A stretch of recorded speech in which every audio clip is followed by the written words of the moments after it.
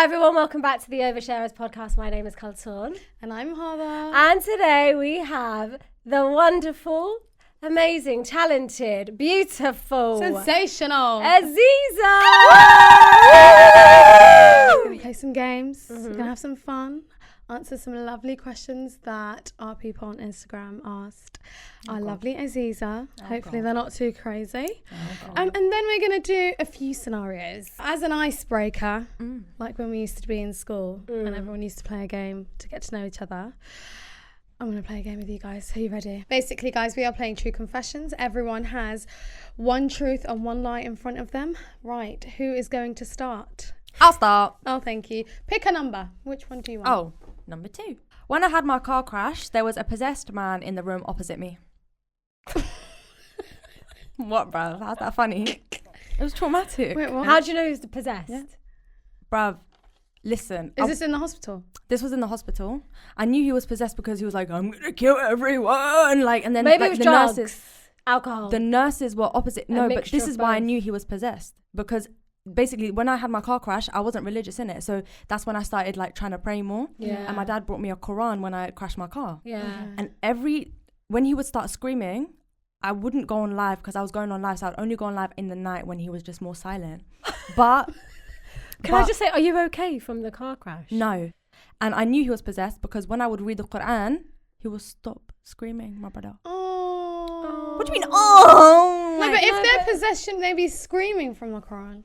no, he would just like quieten down. It depends on the type of jinn it is, really. It might have been a Muslim jinn. You know what is making me think it's a lie is that it took you a couple of weeks to heal from the pelvis. That's a very hard and injury. it was a bad crash. First of all, I'm a personal trainer, like qualified. So I know exactly what to do. Secondly, I'm a natural born sprinter. So I've got very strong legs and I've got very strong hips and I've got because I used to do I'm hurdles. finding out a lot about Aziza, boy. I'm loving this. So when the accident happened, where were you going? Did you come Home. from? Okay. I was going home. And then did someone hit you? Yes, a BMW hit me on my right side. Now, why would someone lie about that? Were you That's unconscious very in specific. the car? No, I was fully conscious during the whole thing. Did you get out and say, what are you doing, man? Why are you doing that? No, my to car me?" was Gone. it flipped, it crashed, Subhanallah. overturned, and I thought I was dying. Like, Oh my God. I had to Oh my push God, this is myself real. out. This is the truth. I had to push myself out and I tried to say my shahada, but it didn't come out. I'm born into a Muslim family. I was so strayed away from Islam. Astaghfirullah. I was doing some mad things with my life. When you say wouldn't come out, it's just there was a block. I wanted to pray. I said Bismillah ar-Rahman ar-Rahim, and then nothing was So coming when it out. happened, when the incident When the actually incident happened, I took off my seat because I was conscious during this whole thing. I was like, okay, I've just crashed my car. Took off my seatbelt, pushed myself out, and I said Bismillah ar-Rahman ar-Rahim, and I tried to say my shahada, did not come out. Subhanallah. And that is when I started wearing the hijab. Oh my God, that is so. That's my worst if that's fear. You know that. not a sign to return to Allah, I don't know what is. Exactly, babe. But I don't know why So there was a like possessed in your dummy opposite me. mouth, yeah, in your mouth, did you like? Were you trying to say shahada in your like head, like in your niyyah, in like your in your voice? Yes, but it was blocked. Like you just couldn't say it. Yes, I was fully conscious. I was able to say, can I have my phone? I need to call someone. I was able to say all these things. There was a paramedic. When I crashed my car, there was a paramedic there. Subhanallah. He came running. He was like, I'm paramedic. I'm going to help you. And I was like, and then he disappeared after. Wow.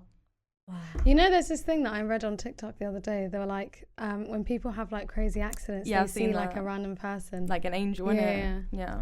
That's so crazy. And I also read that basically if you find it difficult to say shahada in those moments, then it's to do with your sins, isn't it? I bet. So are you saying you started like practicing and taking the religion seriously after this incident, basically? Straight after, babe. I was like, Quran, get me Yeah, Quran. yeah. Oh, I love that for you. No, I know for a fact my shahada would get blocked if I had a crash right now. You know, my biggest God fear forgive me. is my I mean- shahada getting blocked. Sometimes at night time, yeah, if Oh. I can't read Ayatul Kursi properly, I get scared that there's something wrong with me. So then I force Yeah. myself to read Ayatul Kursi. Aw. Oh my God. And That's I'm like, nice. why can't I read Ayatul Kursi?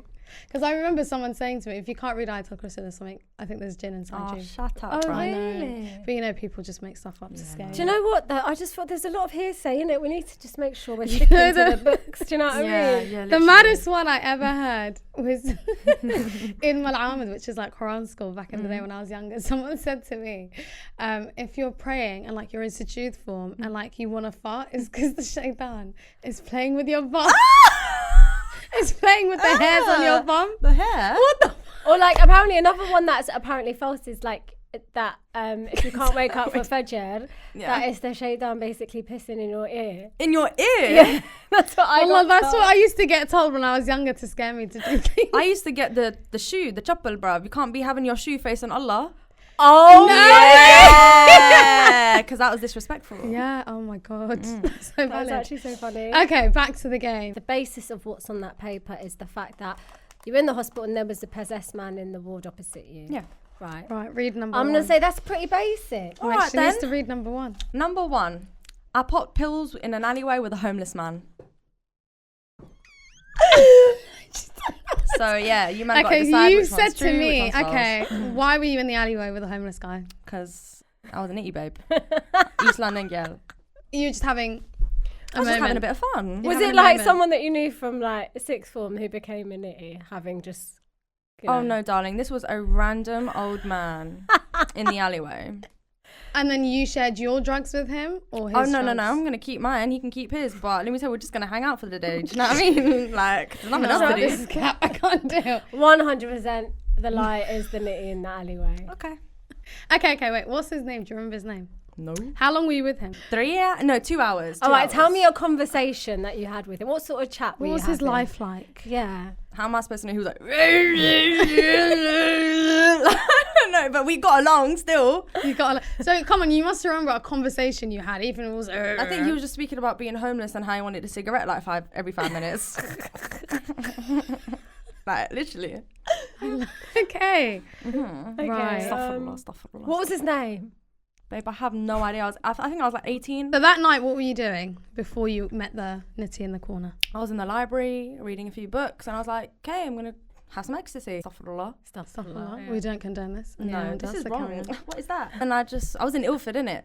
So you start your day that morning. You woke up and you said, "I'm gonna go to the library to study." no, I woke up that morning and I went to Westfield and this is when Fenty Beauty recently came out. Okay. Couldn't afford that, so I went there and I went into Boots and I stole a bunch of shit. Okay. Astaghfirullah. Astaghfirullah. And then alright, you I must was with someone. But I'm not gonna disclose who I was with. Anonymous. Astaghfirullah. Anonymous. Stole a bunch of shit. Yes. Did you What get should away we with do it, now? Elise? Did you get away with it? You got Of course, the it was me. Fenty? Cool. My little thing. Okay. And then I was like, you know what? To celebrate, darling, we should pop a few pills because of the free Fenty. 100% that's the lie. Just, you know what? Just tell us. Shall I tell you? It's the lie. That's the lie. Then it is Alright. the lie. Wallahi, number one, the one of me doing ecstasy with a homeless man is the truth.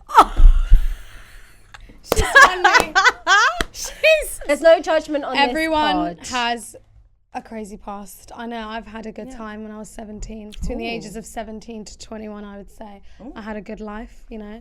It's all right. Do you know what I mean? I wouldn't say it was a good life, but I definitely had fun. I regret some things, but we move on. Do you know what I mean? move, yeah. There's no judgment in this space. What people talk about is their experiences, and I hope you people, and I mean the people in the comments on TikTok. No, do you know what it is? People need to remember a car crash has occurred, and then we have the Aziza sitting before us today. So alhamdulillah. I know. So I'm And so that's happy it. that situation like changed it for you, mashallah. I mean, it's not a good situation to be in. Crashing a car, but that's so scary, subhanallah. Yeah, but it was worth it, you know. I know. I crashed my car 10 times over.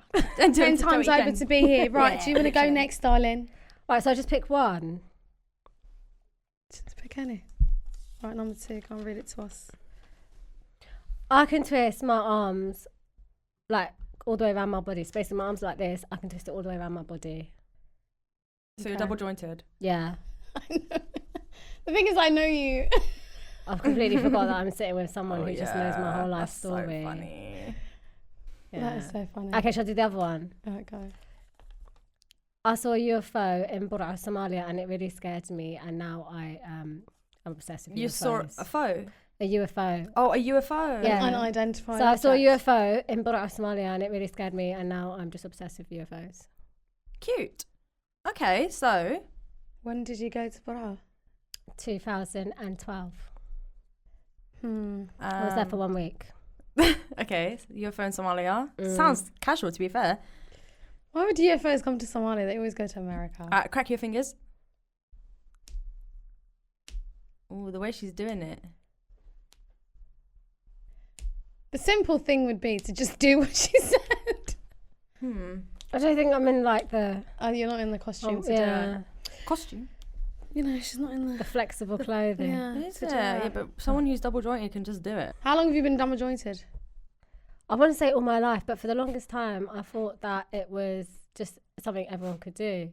So I was twisting up my arms in the classroom, whatever, and then people would just look at me and be like, ew, man, what are you doing? And then I'd be like, what, can you not do that? And then I saw it as my superpower. And then UFO in Somalia?